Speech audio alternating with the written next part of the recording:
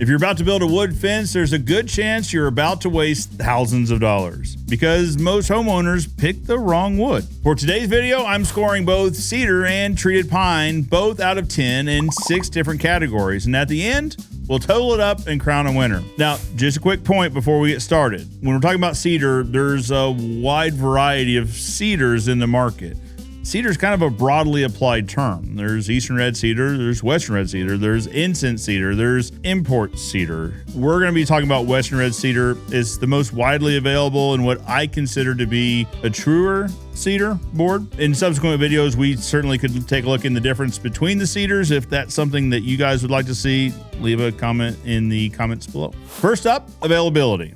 Now, this one surprises people. Most assume pressure treated pine is always easier to get, but that's not always true. Between supply chain issues, storms, and seasonal demand, treated pine can actually become harder to find. Cedar, on the other hand, tends to be more consistently available year-round. Bottom line, when you're ready to build, cedar is often ready when you are. For cedar, I'd rate it an 8.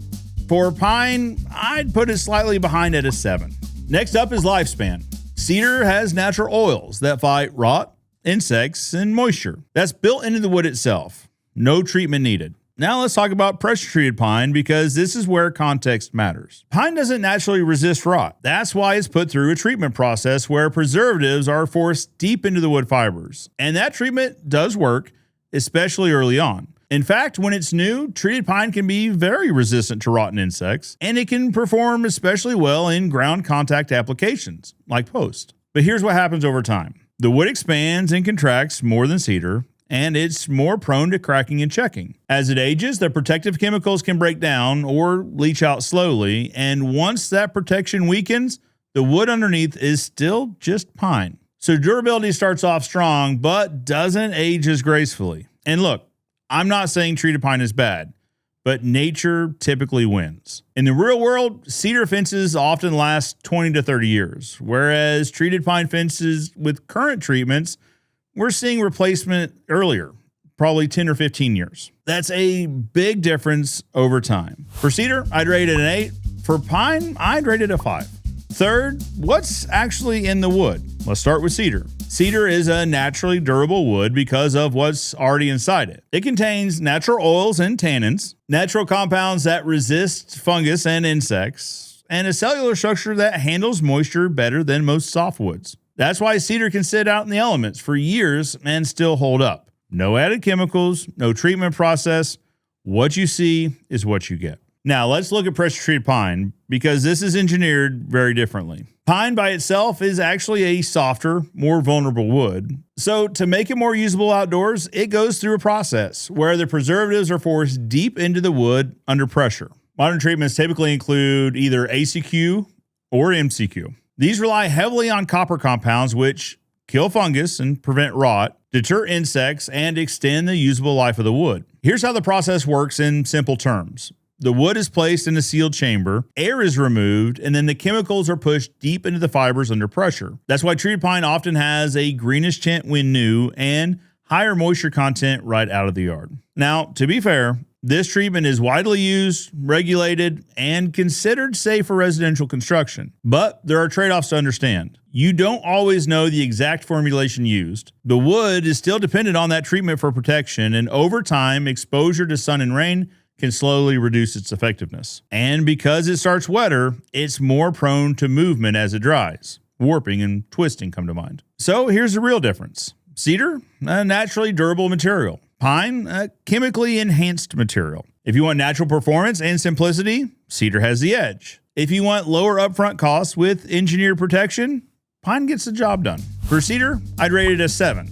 And for a treated pine, I'd rate it a 5. Fourth is appearance. And honestly, this is where most homeowners make the decision in the first 10 seconds. Let's start with cedar. Cedar has rich, warm tones, typically reds and browns, even some pink hues, a highly varied natural grain pattern, and a rough sawn texture that gives it that classic rustic fence look. Because of all this, no two cedar boards look exactly the same. That variation gives your fence character, depth, and a more custom, high-end feel. Now, over time, cedar ages into a light silver gray patina, and it does it evenly. So instead of looking worn out, it actually looks intentional. Now let's talk about pressure-treated pine.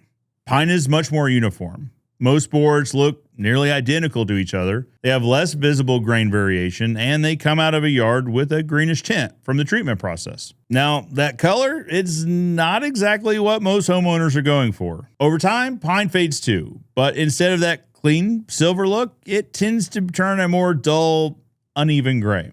And because pine is more prone to warping, twisting, and cracking, that can affect the appearance as well. You start to see uneven picket lines, gaps forming, and boards that just don't sit right anymore. Now, to be fair, pine can look great if you stain it. But remember, you have to wait before staining it, and it takes more maintenance to keep it looking good. Cedar, on the other hand, looks great naturally, or it takes stain extremely well right away. So when it comes to appearance, you're really choosing between cedar, natural, high-end, ages beautifully, or treated pine, which is more uniform, more basic, and it needs help to look its best. For cedar, I'd rate it an 8, and for pine, I'd rate it a 6. This leads us straight into the 5th section, which is staining and sealing. And this is where a lot of homeowners make a mistake that costs them time, money, and the look of their fence. Let's start with cedar.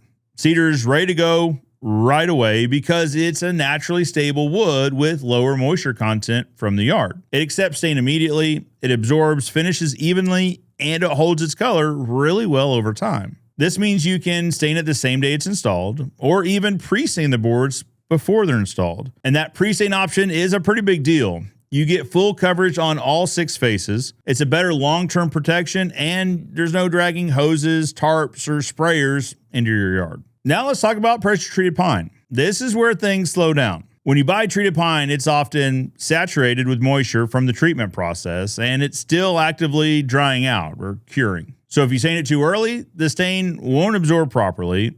It can look blotchy or uneven, and in some cases, it can even peel or fail early. That's why you typically have to wait a few weeks at minimum, sometimes longer depending on weather, humidity, the general moisture content of the lumber. And even after it dries, pine tends to absorb stain less evenly, require more coats or prep, and need more frequent maintenance to keep that color consistent. Because as it expands and contracts over time, the finish breaks down faster, and you'll be restaining sooner than you would have with cedar. So here's a real world difference. Cedar is ready immediately. It takes stain evenly, it holds the finish longer, and it's lower maintenance over time. Pine, on the other hand, requires drying time before anything gets started, and it typically takes more prep and timing to stain the fence. There's a higher chance of uneven results, and there's likely going to be more frequent upkeep. If your goal is a fence that looks great and stays looking great, cedar just might make that process a whole lot easier. For cedar, I'd rate it an 8, and for treated pine, I'd rate it a 4. The 6th and final criteria, and this is a big one, warping, twisting, and stability. Because at the end of the day, a privacy fence only works if it stays private. Let's start with what causes boards to move in the first place. Wood tends to move when it dries out unevenly. One side loses moisture faster than the other. The imbalance creates a tension, and the board starts pulling, twisting, cupping towards the dry side. Now let's look at cedar. Cedar is naturally more stable because it has a more uniform grain structure. It holds and releases moisture more evenly, and it typically starts out drier than the treated pine. What that means in the real world is less warping, less twisting, and straighter picket lines over time. Now, is cedar perfect? No.